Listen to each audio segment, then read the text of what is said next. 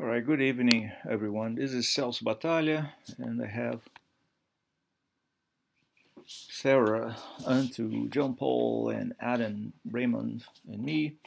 So, welcome, everyone, and let's go through chapter 2. This is being taped right now. If you have any general question you want to ask, that's a good time. If not, I will start sharing my screen, in fact, I will start doing now.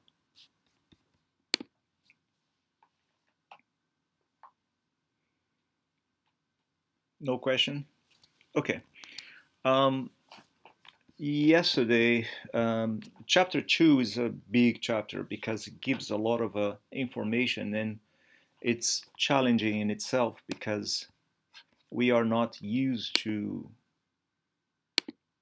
see us living not in a flat universe but in a round sphere, almost almost round. I mean, Earth is not exactly round, and because of that, we is very kind of a challenging to understand sky motion and why things are the way they are. So yesterday we emphasized one of the three main motions that we are subjected to, and we recognize this motion as one of the outcomes of this motion is day and night. So we know the sun is up there certain hours of the day, and then the night is not. So why is that? In fact, you had thousands of years of debate to figure out what was going on. So one worldview is the so-called geocentric worldview. And let me show you this. Can you all see this animation here? So in this animation, these symbols here represent constellations. Don't think about astrology, although astrology uses the same symbol, but constellations in the night sky, which is not so much different from the following perspective. Let me show you. Another one.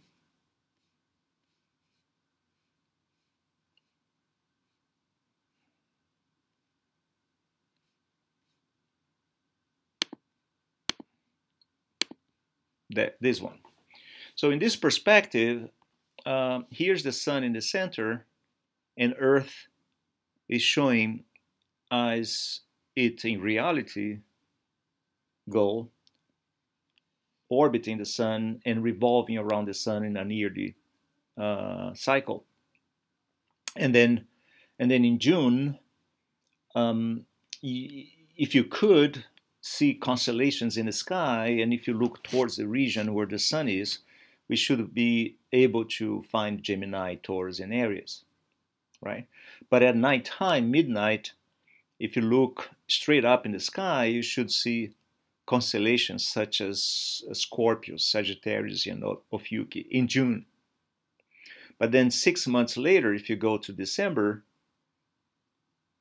and so Earth's going to be in this position here, right? So 6 months later, Earth has completed half of its cycle around the sun. And if you could, again, get rid of the sun's illumination and look towards the sun, these are the constellations you would see: Scorpio, Sagittarius, and Ophiuchi with the sun somewhere in the sky. And at nighttime, then you would be able to see Gemini, Taurus, and Aries. So that's the idea of revolution, and also explains why in different months of the year you see different constellations in the sky. Okay, but if we go back 1,000 year ago, so about 1,000 our time, in fact even before that, 300 our time, they didn't know, and there was two possibilities. One is that Earth itself is in the center of the universe, like here. So you have the center, Earth in the center of the universe, and then you see the sun going through the constellations of the zodiac, taking 1 year to complete the cycle. So see, the sun just passed Gemini, It's going to pass Gemini again 1 year later, and 2 years later it's back to Gemini.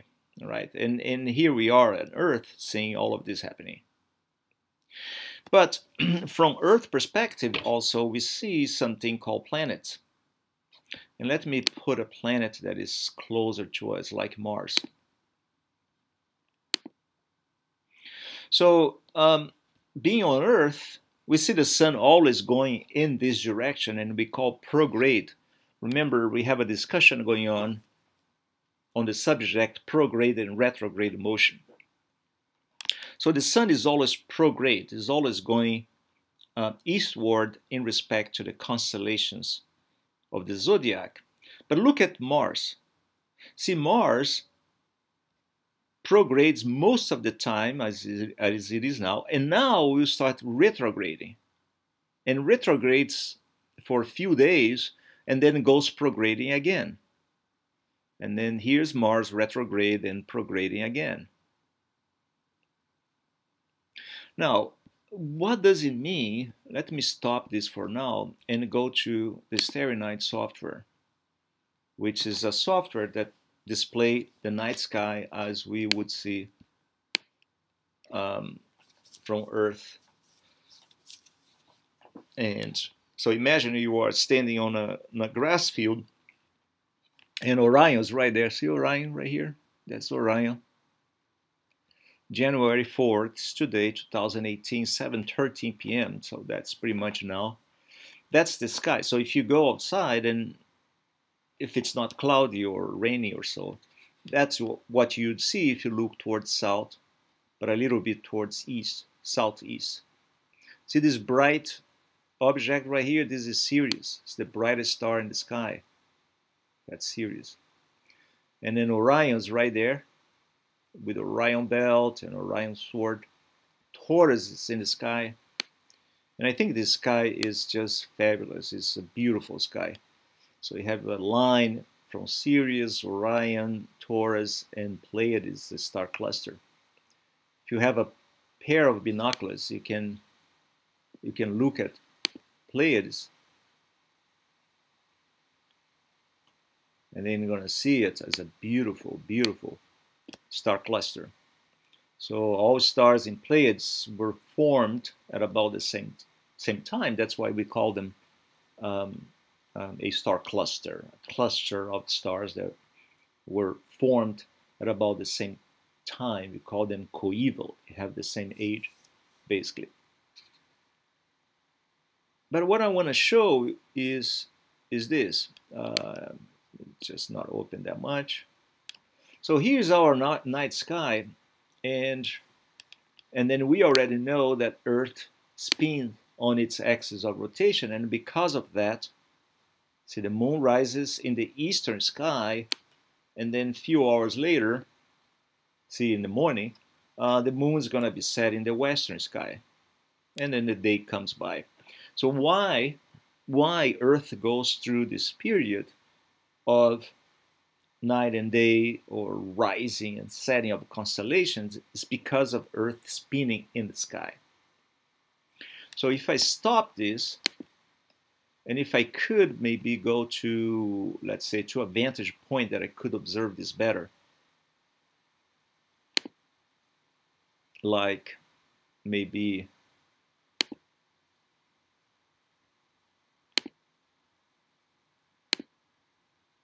the northern hemisphere. So I'm pretty much northern hemisphere, or close to, and then I'm going to take off. Gonna blast off, and Earth is gonna be down there. See that? So Earth is down there. Now, pretty much we are floating in space. The sun is over there. Earth is right here.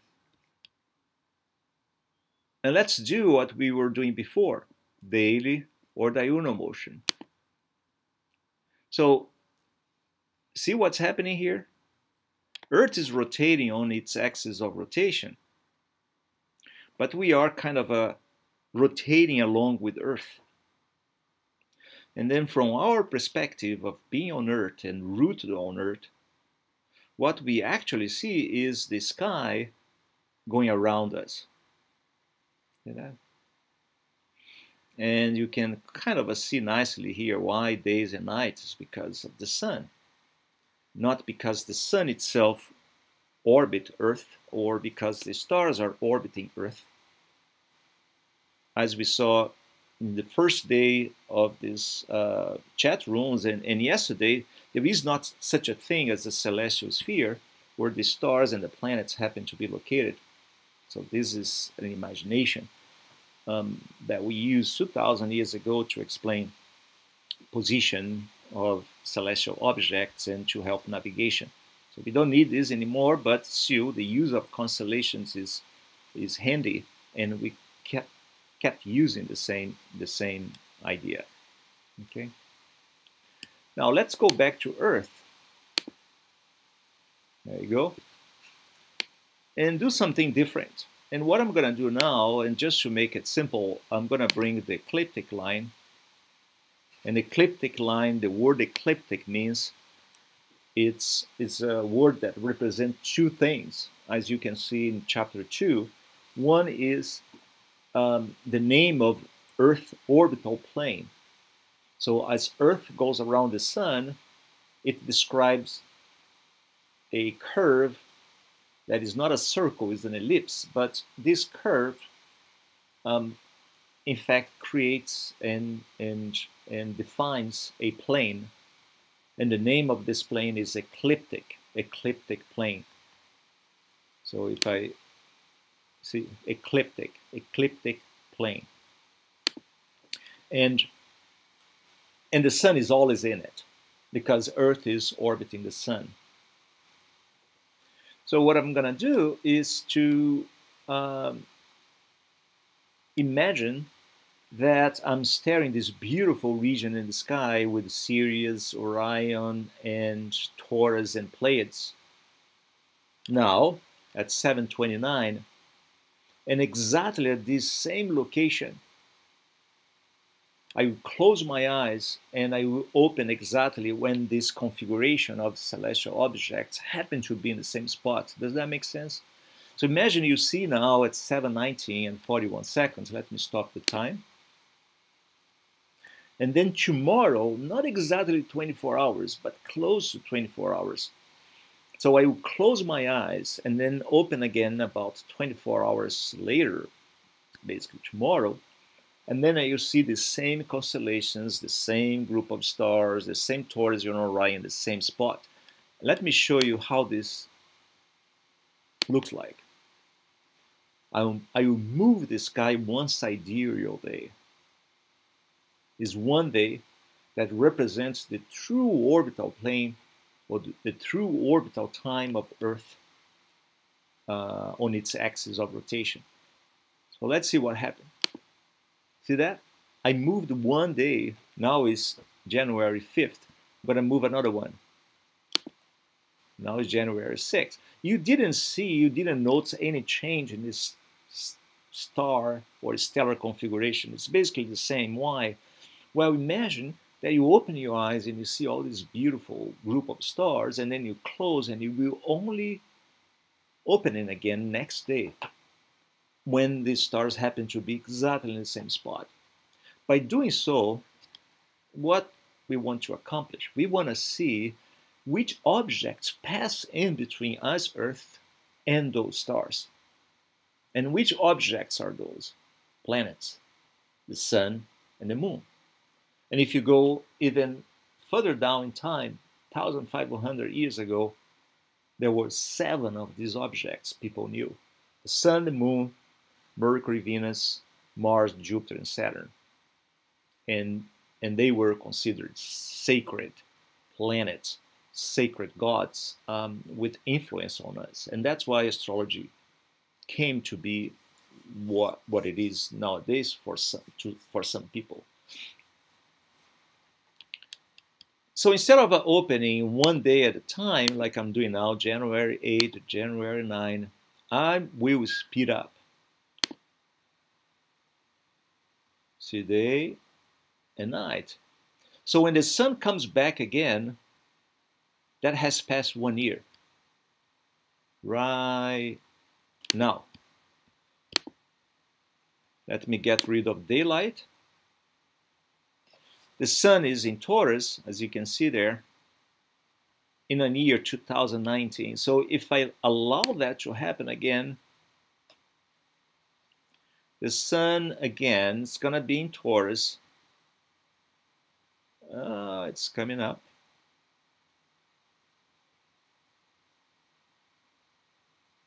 Oh, 2020. It passed 1 year. So 2,000 years ago, these people were savvy observers. They were pretty much taking notes of everything happening in the sky because, in part, they believed those stellar objects were gods, and any different configuration in the sky would bring some different actions and outcomes to people's lives. And so astrology was pretty much built on that foundation, the foundation that given a group of stars that they had some sort of characteristics, and given the fact that planets were gods and gods were seen against some of these characteristics at a certain time of the year, then they would funnel some sort of power and tendencies in people's lives, and in business, and in marriage, in society, in politics, and everything. You wouldn't start a war without talking to your astrologer. Now, how to build a model to explain this? And that's where it comes the geocentric worldview and heliocentric worldview. Your book gives a lot of history on, first of all, why Earth is considered round, why the Greek philosophers knew that Earth was round in those days, and has a lot to do with eclipses. But how to explain prograde and retrograde motion, and I forgot to mention, that is seen here. See this planet right here? Let me bring the labels. So this is Venus. Go back here for a second. Okay, observe how Venus is retrograding and progrades now. See that? Look at Mars. Mars is retrograding for a few days, going backward, and now we will start to prograde again. Ceres is an asteroid that also progrades and retrogrades, but let's forget about asteroid now. Mercury just retrograde. Uranus is retrograding. Look at that. Small retrogradation, and Ceres is retrograding. And now Uranus is gonna go further in a prograde motion. So most of the times planets are prograding, but sometimes they retrograde. Why is that? Now, 2,000 years ago, again, these planets were gods, and the normal route path of gods is prograde, because that's where everything goes in a harmonious way. But sometimes they retrograde, and in certain ways, this retrograde motion were associated with some bad thing that could happen in society. There was always given some interpretation to that. So it was very important to predict when planets would be retrograding, because they believe in retrograde stage, different outcomes would be the result, depending on if you want to marry your daughter, or if you want to start a business, so on, so on, so on. So to know where the planet should be months from now, it was a good thing.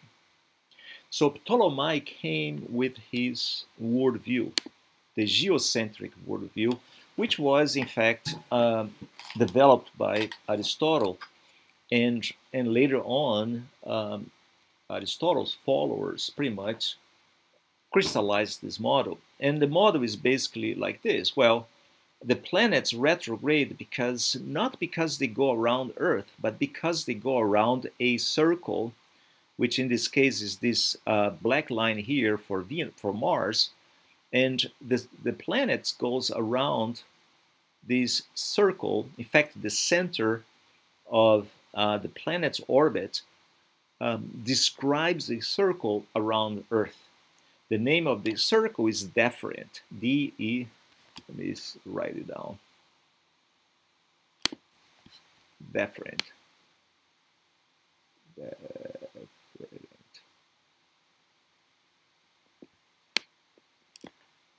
So deferent is this circle right here. And the planets, as you can see, describes an epicycle. The name of this curve is an epicycle around Earth. And with that, you explain prograde and retrograde. So now the planets prograde, but sometimes because of this particular orbit of the planet, it has to retrograde. But look at this. Now, let me see if I can stop this on a nice time. Just a second. Right now. Oops. It didn't work. How can I pause this? Right now. There you go. See, when the planets start retrograde right here, it's also closer to Earth than when it's prograde. Can you see that? So here's the distance of planet to Earth in prograde motion, in retrograde motion. And the distance of planet to Earth when it's prograding is much bigger than it is when retrogrades. Now, the interesting thing is, it was observed that way. When Mars retrograde, Mars is brighter in the sky, which means it's closer to Earth. So Ptolemy model can explain with very good precision sky motion. In fact, planetary motion, not so much sky motion, but planetary motion. And that's the perspective. So planets, these constellations, in their view, would be in a celestial sphere going around Earth, right?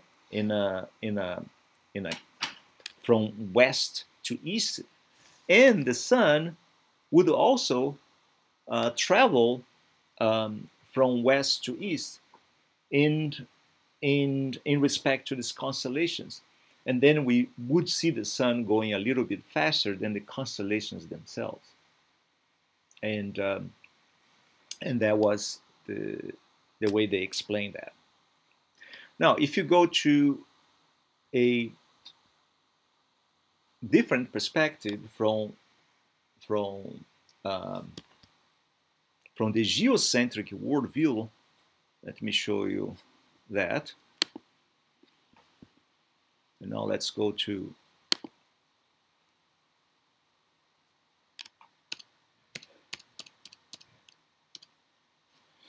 from the heliocentric worldview, the explanation for prograde and retrograde is slightly different. Here is the sun, and in this smaller orbit is Earth orbit, and the bigger orbit is Mars orbit. So look at Earth and Mars in the position A. And now I can't use my annotate, I don't think. Let me see if I can. I don't think I can. Let's see if I can. Oh no, I can't see it. If I try to, yeah, I can't. It's not a PDF, it's a PowerPoint. But if you look at position A, the lower one, so Earth is in the A position next to the red line. Mars is in the A position, which is very much close to the yellow ball. And from Earth in the blue ball, you look at Mars and the red ball, and you see Mars against the stars and in the position A inside the black rectangle. See that? Now you wait few weeks later, Earth is going to be orbiting the sun, because in the heliocentric worldview the sun is in the center. So Earth orbits the sun and reach position B. So Mars also orbits the sun, but it doesn't move as fast as Earth does. It takes longer to complete its path and moves only to position B, which is indicated in the figure. So again, from Earth, we look at Mars, the yellow ball, and we see Mars against a different region in the sky, which is given by letter B in the black box. But look what happened. In position C, when Earth is passing Mars, so as Earth passes Mars, we see Mars going backwards, retrograding. See? Now, in the heliocentric, and then in position D, Mars is in the highest position of its retrogradation, and then in position E, now Mars prograde again. So in the heliocentric worldview, how do we explain prograde and retrograde motion? It's the relative position of these planets as they orbit the sun. When Earth overtakes an ulterior planet or an interior planet, which means when Earth is closest to that planet, we will see it retrograding, right? Because Earth is passing by. Like if you are driving a car in a highway and there is a car ahead of you, you see the cars kind of in front of you, but when you pass, you see the cars going backward. That's the idea of retrograding. And also in the heliocentric worldview, the sun-centered view, in this animation, you can see during retrogradation, that's when Earth is closest to the planet itself. And then the planet appears brighter in the sky because it's closest to Earth. Okay. And in the geocentric worldview that was championed by Ptolemy, Earth was not exactly in the center of the circle, was a little bit off, and then they start to fudging the model so that the model could explain observations better. But as we will see, it never really met observations with good precision, especially in Mars.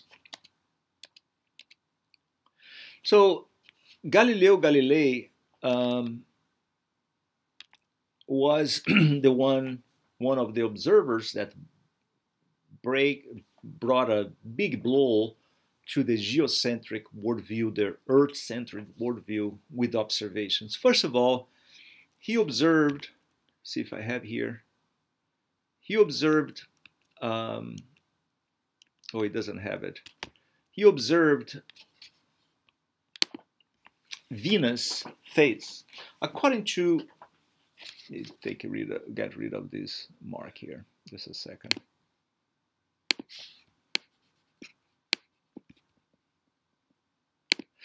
According to the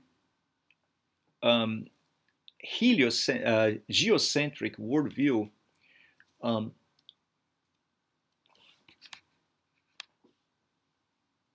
the Earth is in the center of the universe, and then the Moon would be orbiting Earth, and then Mercury, and then Venus, and then the Sun. Not Mars, it would be Sun, and then Mars, Jupiter, and Saturn.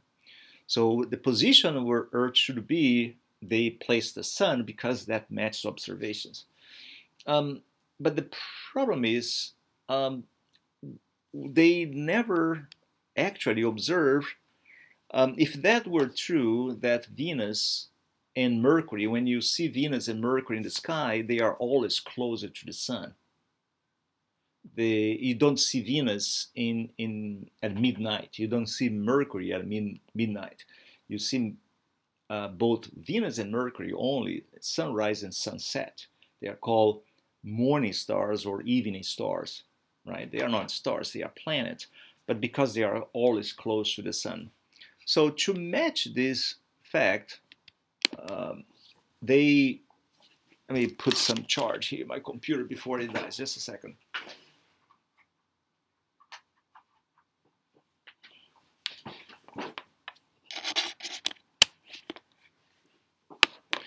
They force Venus and Mercury to be orbiting Earth, having their center connected to a line that in itself connects Sun and Earth.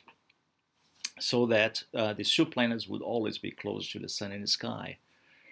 And if that was true, you should always see both Mercury and Venus in crescent phases, like this one that I'm showing right here, crescent phase. Now, if Venus orbited the sun, you should see Venus in a gibbous phase, not in a crescent. You should see Venus almost full, like in a full moon thing. And in fact, that was observed, and Galileo observed that. So Galileo's observations proved that both Mercury and Venus were orbiting the sun and not Earth, right? So it doesn't prove or disprove the geocentric worldview, but prove that two of the planets do not orbit directly Earth, but orbit the sun. Another finding of Galileo Galilei was that Jupiter has moons, and I hope that when you have the chance to go to the observatory, you can see that. You look at planets like Jupiter and Saturn, and then you can see them with their satellites, with their moons. Let's see if I can show in the simulation right here. So right now, these planets are not in the sky, but if we go, let's say, 3 or 4 in the morning, let's see if the planets, some planets are there. Find the ecliptic. So it's easier to find a planet that way.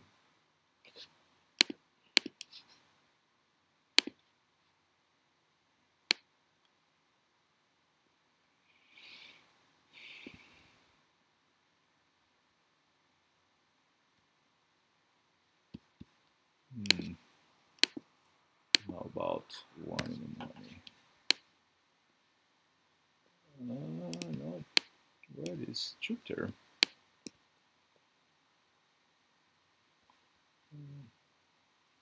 Oh, this is January. Let's go to September.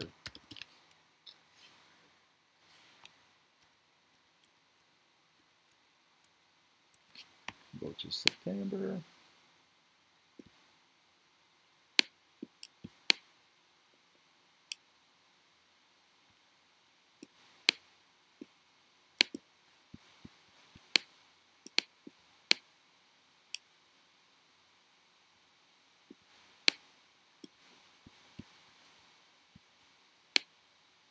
I think my software has a bug. Oh, Venus is there, but that's not what I want to see. Sun is there. Yeah, see, my software got a bug now. The sun, no, it's not so bad. Can't find Jupiter. Where's Jupiter?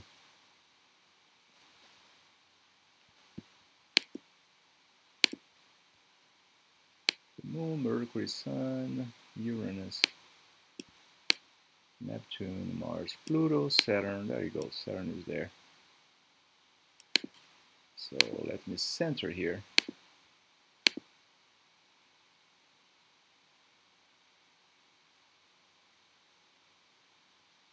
Oh, Jupiter is there too. I think Jupiter is even better to center. So imagine now being Galileo Galilei, and you know there is a Jupiter, some planet in there, and then you take a telescope and you look at it. Let me get the labels out.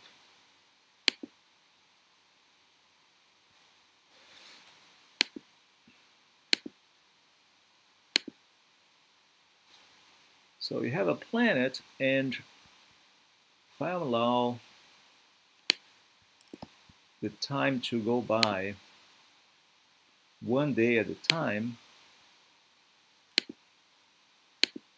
see these little dots right here? They keep circling.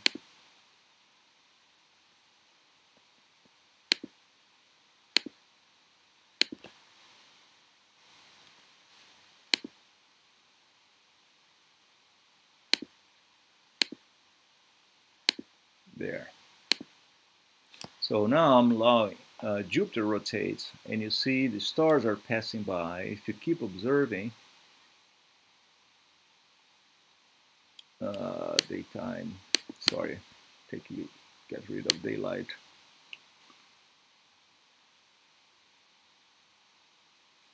See, you have some satellites right here. One just casts a shadow, and they will turn back. See, and now they are going back towards Jupiter itself because they are satellite. So Galileo Galilei found this keep wobbling back and forth because of Earth, because of our latitude. If we could, like we did before, going all the way to the North Pole, we could get rid of this wobbling thing. But the main point I want to show is the moons of Jupiter going around Jupiter itself. So Galileo Galilei found objects in our solar system that were not going around Earth, but going around other objects. Like Mercury and Venus go around the Sun. Jupiter has moons that goes around Jupiter, and then later on they found moons in Saturn that goes around Saturn, which means the dogma of Earth being the rock upon which God created everything else in the universe, and so everything else should go around Earth, was debunked right with a simple observation.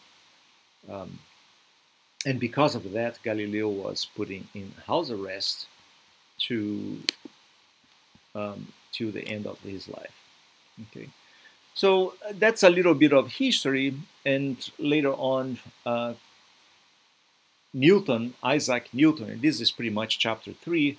Isaac Newton came with his model explaining gravitational forces that depends on the mass of the objects themselves. And I'm not going to go in that detail in this astronomy course, but you should have an understanding of gravity and what gravity does. Gravity pulls things together, pull mass together, and so that's how stars are created, that's how planets are created, that's how galaxies are created, because you have this large spread force that collects material and brings to a center point.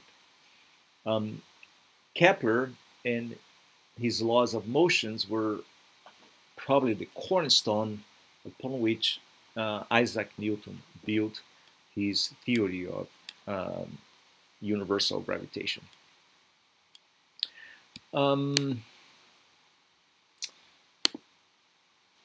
Yesterday I tried to run this animation from my computer, and I think I was able to find what's going on. Let me show you some animation, and by the way, I put all these animations in our course canvas, so it's there. You can play with it. It should be visible to you, and you could start using them for your better understanding of this concept, especially moon's phase.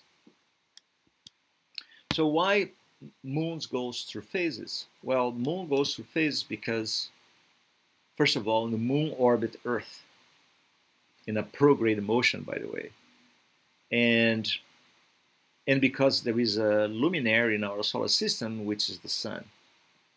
So let me run this animation just to show that no matter where the moon is with respect to Earth, the moon is always, at all times, is half lit by the sun. The same thing as Earth. Look at Earth. Earth is always half lit by the sun. Why? Because both Earth and moon don't have proper light. Let me open this further. There you go. So here is Earth spinning on its axis of rotation, and you can see a little people standing on Earth equator. And I could show the time. So noon is always between the bright part of Earth and the sun. Sunrise and sunset can be easily, yep, there you go, stop there. Sunrise, why this is sunrise? Well, because a few hours later it was dark, like here, right? It's dark, and you can see the darkness here. Don't worry about the moon right now. and becomes light a few hours later, right? So it's sunrise. And then the little people go through this phase. This is the noontime. And now it's going to come sunset. So you have light in the sky. The sun, as you can see in the lower right-hand box, the sun is already above horizon. But then a few hours later, little people is immersed in Earth shadows. So it's nighttime. So let me run animation so you can follow that better. See that? Now, again, both Earth and Moon are always, at all times, half lit by the sun. Why do we see different phases in the Moon? So let me stop now and bring the Moon to this phase, which is called new phase. In the new phase, we don't see any of the Moon in the sky. Why? There are two reasons for that. The first reason is, well, the bright part of the Moon is reflecting back to space in a region the Earth is not. So if you are on Earth and you could see the Moon in the sky, you wouldn't see anything. First, Moon doesn't have proper light, and second, the reflected hemisphere is shining in all directions except the one where Earth happened to be located. Okay. Now, if you go to the Moon in the first quarter, right here, 90 degrees angle, right? Now, if you are on Earth, bring these little people right here at sunset. So these little people in sunset, which means 6 p.m. in this part of Earth, these little people look straight up, and what does she see? She sees a ball that is half lit by the sun, and its other half is not lit. That's what you see right here. Now, wait 7 days later, and the Moon is right here. And let's bring these little people to midnight.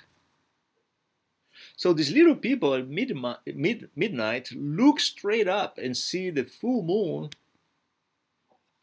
completely lit, which means that person is seeing the hemisphere that is entirely lit by the sun.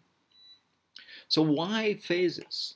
So we see phases first because the moon is always half lit. The entire moon surface, out of it, 50% is lit by the sun. And depending on where the moon is in its orbit around Earth, we are seeing none of that lit hemisphere, and we call that phase new, or we are seeing it all, the entire lit hemisphere, and we call that full moon. If we see half or parts of it, then we call different names, like in between, before and after the full moon, the phases are called gibbous. Gibbous. It is waning if past the full moon, and it is waxing if it is towards the full moon. Now, the phases the moon happen to be in between Earth and the light source, these phases are called crescent and can be waning crescent or waxing crescent. Now, why eclipses? Eclipses are not caused by Earth or the moon casting shadows on Earth. This is not correct. So there is no casting shadows for solar eclipse. In fact, there is, but let me show you something here. These shadows only happen when the moon happened to be in the new phase right here, and then it could be that the shadows the moon casts in space reach Earth, and if that happened, we call solar eclipse. So the moon is eclipsing the sun, and that is a solar eclipse. Now, if the moon happened to be now entering Earth shadow in space, then we call that lunar eclipse. Lunar eclipse. So the moon is entering Earth shadow in the space. And then you have those differences that the book explains. Penumbral and umbral eclipse depends on if the moon is entirely into Earth umbra or into Earth penumbra. Or in other words, if you are a moon, can you see the sun completely or not? If you can't see the sun, if you are seeing the sun completely blocked, that is an umbral eclipse. So the moon is entirely immersed into Earth umbra. But if you can see Earth taking a bite of the sun, we call that penumbral eclipse. Okay, so this animation helps a lot to visualize and to understand moon's phase more than what the book can show. And again, if it's not clear to you, I can explain again. In fact, tomorrow I will give you some explanations, some little trick, because it's, what time is it now? Let me reduce this. Yeah, tomorrow I'm gonna give you a small trick that helps you to understand which day is tomorrow. Is tomorrow Thursday or Friday? Tomorrow is Friday, isn't it? Oh, tomorrow is Friday. Yeah, so I will I might upload a video because we don't have chat room tomorrow, but I will upload a video that helps you to quickly determine at what time certain moon phases are supposed to rise and set. Like if you see the new waning crescent moon in the sky early in the morning, 3, 4 in the morning, and you want to figure at what time that particular phase was rising or at what time that particular phase is supposed to set. There is a simple trick that can help you to visualize that. So I will upload a video. I might run this video tomorrow somewhere around noon, and and I will use the Zoom.us application for that. So if you are around at noon, you can jump in and ask questions. But I will do that and upload. Talking about upload, yesterday conversation, I could not upload. There is some error that I can neither send to YouTube or save as a MOV file. I don't know what's going on. And I would try tomorrow to run the conversation and tape that and see if I can save. So I hope I can save this conversation that we did today, but I'm not sure I'll be able to. I don't know if my QuickTime has some bug. All right. You have any question you want to ask?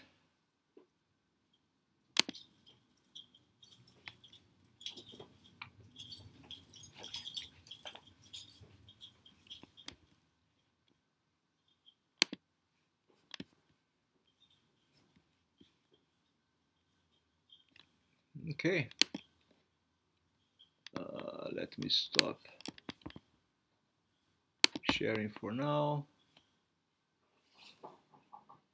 I can see you guys there. No question. Okay, I'm stop taping now.